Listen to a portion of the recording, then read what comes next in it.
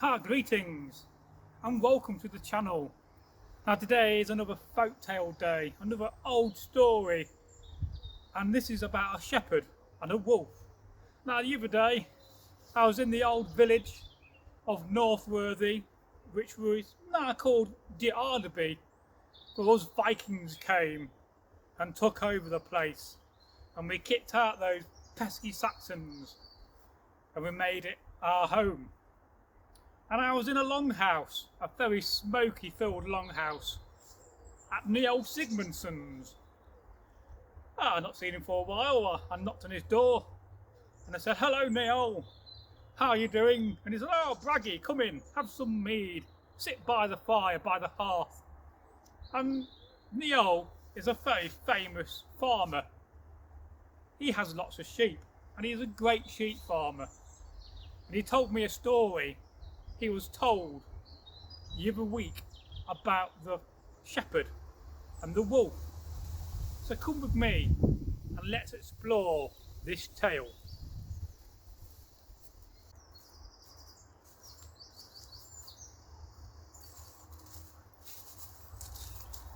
So many years ago, in the medieval age, not far from here, there was a shepherd, and he had a good amount of sheep.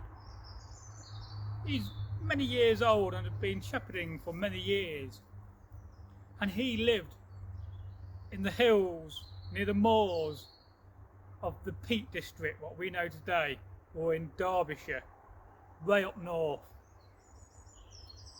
And in those times you had to be careful when you was out in the wilds. Not only did we have Anglo-Saxons knocking about, of course we also had bandits, robbers, and worse, we had animals like wolves and bears. And this story revolves around the wolf and the shepherd with his sheep. Now for some time the shepherd was out shepherding his sheep. He would sit under a tree and relax whilst the sheep ate the grass in the rough, tall fields. Not that field today, they was overgrown, but sheep was a great way to manage the land. And so they was eating away at the grass, munching and munching. But he had a problem with a wolf. A wolf kept on following the sheep.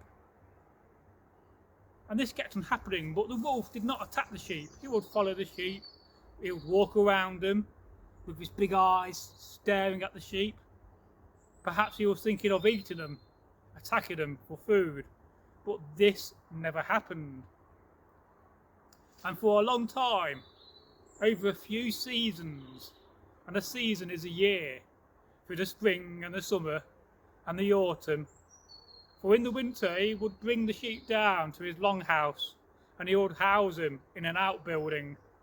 He was quite lucky, he was quite wealthy. He had a bit of land, a nice longhouse and a separate building to keep his animals in. He had a few horses, he had a few cows, but he had a lot of sheep. And so the next season came along, and again one day when he was sitting under a tree whilst his sheep were grazing, the wolf appeared. But again he did not attack the sheep. He would walk round them like he was protecting them, like he was guarding the sheep. And this is what the shepherd thought. He thought, "Oh, this wolf is not eating my sheep. He's protecting them. He's looking after them. Very unusual, I'm sure you agree. If I was a wolf and I saw sheep, I'd be thinking, that's food for my dinner." And so this continued to happen. But one day, he had to go to the local town. In this case, it was Nottingham. He needed to go to the market on market day. He needed to sell some of his sheep. He took a few with him. And he left the others in a field near the high peak, near the moors. And he thought to himself, well, that wolf's not going to be a problem. He's going to do what he does every day. He's going to guard my sheep. He'll walk around them in the wolf manner, and he will guard my sheep. And so the man, the shepherd, he went to market. It took him all morning to walk there, and he did his business. He stayed the night in a mead hall, paid a few coin out of his profit for some mead and a good meal, which by the way was mutton, was sheep itself. He loved eating sheep. He found a nice bed, he paid for that as well, and early in the morning he got up and set about going back to his land to check on his sheep.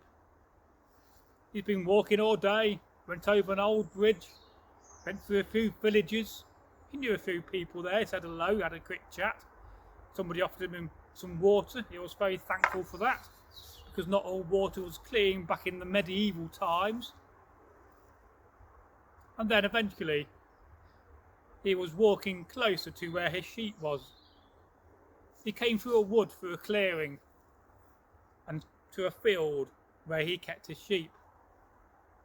But to his shock, to his horror, all the sheep were dead. They had indeed been butchered by this wolf. And the moral of this story is be careful who you choose as friends. For some friends would indeed be wolf in sheep clothing. And what do I mean by that? Well, we've all had experience in life where we befriend somebody and that friend has betrayed us. That friend has stabbed you in the back. He's told lies about you and so forth. So the moral of this story is be careful who you choose as friends. Don't choose a wolf, for they will come and bite you if you're not careful. And I often say this to people in life, in the modern world we live in, that it's better to have 5 good friends than 25 bad friends, because they will do you harm and they will not be good for you. So be careful out there in the world. The end of the story, an old English medieval story, and I do hope that you enjoyed this story. If you do, leave a comment and subscribe. Now at the moment only 34% of you are subscribed to the channel, so please do go and subscribe.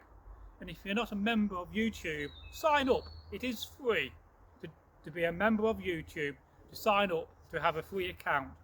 Of course you can pay to have ads-free YouTube, which I don't always recommend, but you can join YouTube for free.